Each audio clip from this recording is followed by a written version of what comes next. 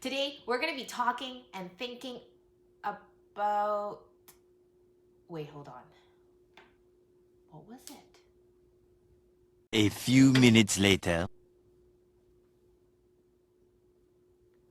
Oh, right, oil. Now, for the first week of Lent, we talked about Ash Wednesday. People celebrate Ash Wednesday by mixing the ash with the oil and putting it on their forehead as a way to remember that we're all sinners before God. Ash was the focus of week 1. Today, we're going to be thinking about oil. Now, oil isn't just used on Ash Wednesday. There's actually plenty of ways that oils are used in our everyday life. Now, let's play a game. How many ways are oils being used in our everyday lives? Grab a pen and a paper, and you'll have 30 seconds to jot down as many ways as you can think of using oil in our everyday lives. Then, you know the drill. Snap a picture of it and have your parents send it in to me. The person with the longest list gets a special prize. You ready? I'm gonna do this too. Go.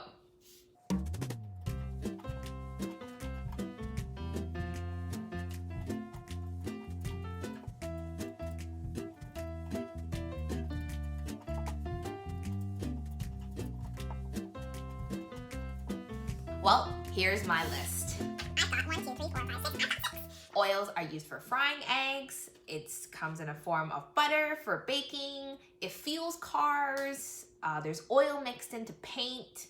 There's fuel in a lighter to light up our candles. And there are essence oils. One of the main uses of oil in Jesus' day was to light lamps. Now, I'll put a picture of the lamp up here. It's a very small one, in the size of your hands. Now, the lamp most commonly used in the 1st century was very, very small. And they were made from clay and were like shallow, covered dishes with like 2 holes on the top. Now, olive oil like this was poured through the larger hole, and a wick, like the ones that you see on a candle, was placed in the smaller hole. Now, special care was taken to make sure that wick gets trimmed, because if it burns down too low, then it would smoke and the light would go out. So why are we talking about oil and lamps? I mean, most of the lamps we have at home don't use oil anymore.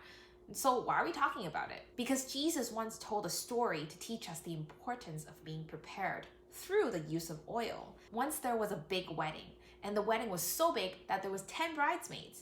Weddings back then started at nighttime. And everyone knew that sometimes during the night, the groom would come and meet his bride. And that the bridesmaids would hold out their oil lamps so that they can see each other. Everyone would keep holding their lamps so that everyone could walk down the street and all the way to the groom's house. Then there would be dancing and eating and just lots of fun together. Now, in Jesus' parable, he told what happened when the 10 bridesmaids got ready for this wedding. 5 of them were very wise. They knew that sometimes the groom would take a long time to get to the bride's house. So the wise bridesmaids brought extra oil in case they ran out. They wanted to be ready even if the groom came very late at night. Now there was the other 5 who weren't so smart, and they thought, well, you know, he'll come pretty quickly. I don't need to bring extra. I don't need to be prepared. So they didn't bring any extra oil.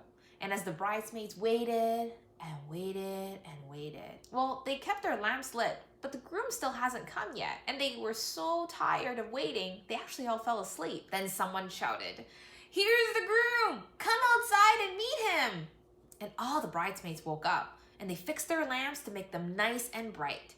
The 5 foolish ones ran out of oil. Their lights had burned out. They asked the other 5 to share some of their oil, but there just wasn't enough for everybody. So the foolish bridesmaids had to go out and find oil. And they didn't get to come out and meet the groom. When the wise bridesmaids and everyone else arrived at the groom's house, they went inside and started the party. And the groom shut the door and locked it so no strangers can come in. When the foolish bridesmaids came to the door, they knocked on it, but the groom didn't recognize who they were. Jesus was telling his disciples and the people this parable, this story about being prepared. And for us today, we don't know when Jesus is coming back, but we know he is coming back. Thinking about oil helps us remember that every day we can prepare ourselves by knowing more about God through his word and loving others, and so that they will know that Jesus is coming back. It was great seeing you at the table this week, and I'll see you next week.